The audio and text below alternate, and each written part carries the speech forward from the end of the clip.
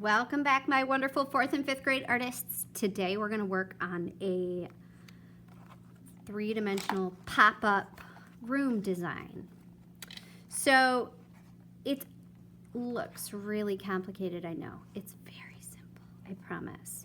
So what you're going to need to get today for your supplies, you're going to need some glue, whether it's a glue stick or you could probably use tape as well. If you don't have glue, you could use a regular glue bottle, glue stick, whatever kind of glue you have available. You're going to need scissors, pencil, Sharpie, and something to color with. Today I'm going to use colored pencils.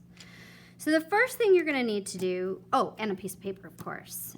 But the first thing you're going to need to do with your paper is to fold it in half. We're going to fold it in half the book way or the hamburger way. So, and crease it really good. Make sure you line up your corners, and then you can press the other side down to get and make sure you press really hard to get a nice crease. Now, the reason I folded my paper is because I need 2 equal size sheets of paper. So if I fold my paper in half, and I cut it, I will have 2 halves. So here's a trick. If you crease it really well, back and forth, you can either use scissors to cut it, or you can tear it if you need to, if you don't have scissors available. But you're gonna need scissors for another part of this project, so hopefully you have some available. So I'm just gonna use some scissors and cut it. But if you've creased it really well back and forth a number of times, you should have been able to loosen that paper up enough that you could just gently tear it. But you could also still cut it. If you cut it, it'll probably be a lot easier. Okay. So I'm going to take 1/2. I'm going to set it aside. And I only need this one side to start the pop-up part of my picture. So I have 1/2 of my piece of paper. I'm going to fold it in half again. I am doing a hamburger fold or a book fold. Remember, hot dog is long and skinny. I do not want the hot dog. If yours is long and skinny, before you crease it, open it up and fold it the other direction. Okay, so I line up my corners. I use my helper hand to hold it in place, and then I use my right hand to crease our pages. Okay. All right, in order to get the pop-up part like that, in order to get your paper to pop up, you need to make a cut.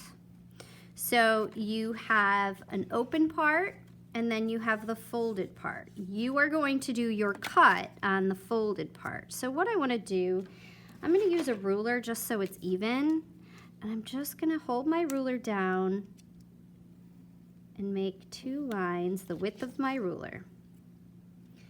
I might want it just a tad bit longer than that. My lines are looking a little crooked, so you want to try and make sure that your lines are straight, because if you look at this, it definitely wasn't straight. So I'm just going to make some lines both sides. I lined up my ruler with the top of my paper so it's flush. It means they are even, and that way it's going to help me get these lines straight, because if they're not, then my chair is going to look like it's a little crooked. So I'm going to cut on these lines. Now this line's a little bit longer than that one, so I might measure it and then make the other line about the same length. Okay. So it's just over. Okay. 1¼ So I'm going to, there we go, make a little mark right here so I know how far to cut. Okay, then I'm going to open up my paper. Ooh, that's interesting. So when I open up my paper, I have this kind of slit thing right here. Now what I'm going to do is flip it over like this, and I want to pop this piece here, and I want to fold it in like this. So see how I have this popping out? So then what I'm going to do is take my paper, make sure this piece stays folded in. I'm going to gently crease paper. So then I have my pop-up. See that? Here's my pop-up. You can also add another little one next to it if you want. Maybe make a table. That's up to you. I might do a little table next to it, just so I have a little more detail. I love adding details. So here's my crease. Okay, so this is what the back should look like. And then this is the inside, like this, okay?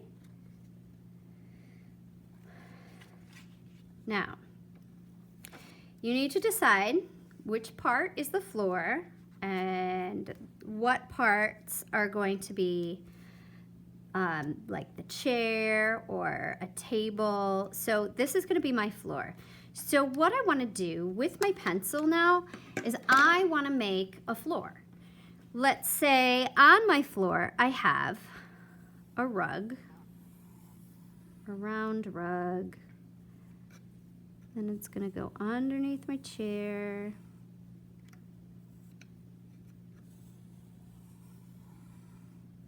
Oh, look at that.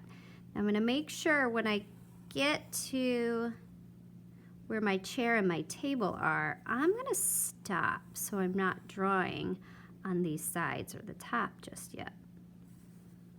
Okay, so here's my rug. And then maybe I'm going to put a wood floor underneath it. For now, I'm just going to make some light lines and some little dots, so like the nails in the board.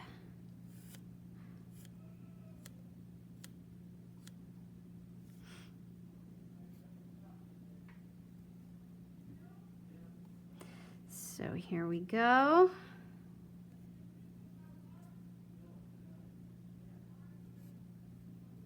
All right.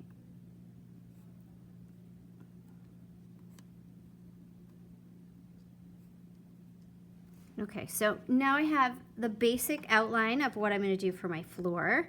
Now I want to do the walls. So what I want to think about is if this part is standing out, if this is a chair and this is an end table, what am I going to need to, what kind of details am I going to need to add to the background to enhance that idea that I want to communicate? So I want to communicate to the viewer that this is a chair.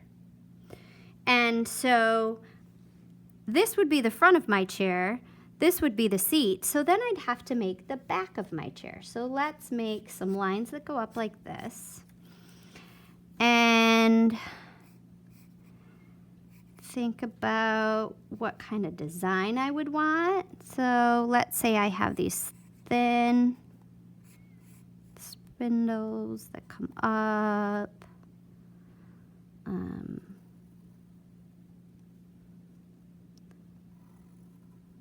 And then maybe I'll make more spindles like this. Just added some detail.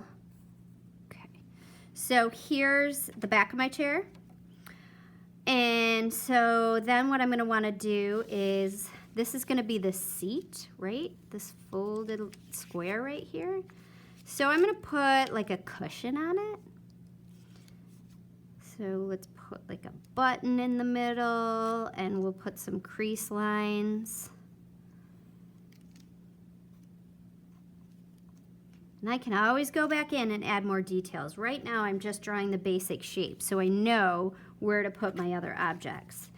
And the front of my chair is gonna have to have this little rectangle. So here's the fold line, and then I'm gonna make a line like this, because this is gonna communicate that my chair has some thickness to it.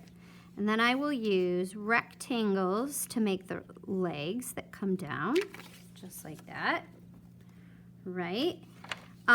Here is my end table. So what I'm gonna do here, I'm gonna make that line to show the thickness of my table. And then I'm going to make another little line with a drawer. So a rectangle, and then I'm going to put a little circle for the knob, and then maybe make another line and some rectangles for the legs. All right, this is the top. So if I'm looking at it, ooh, let's make this stand out. If I'm looking at my image, I have my chair, my end table, and so then I have the wall behind it. So now all I need to do is decide, what am I going to have sitting on my end table? Am I going to add a lamp? What should I put in the background? Maybe a window, some curtains, some wallpaper.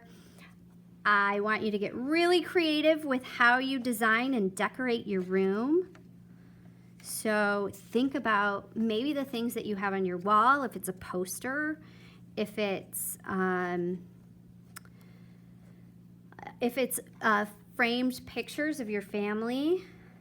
Take your time and add lots and lots of details.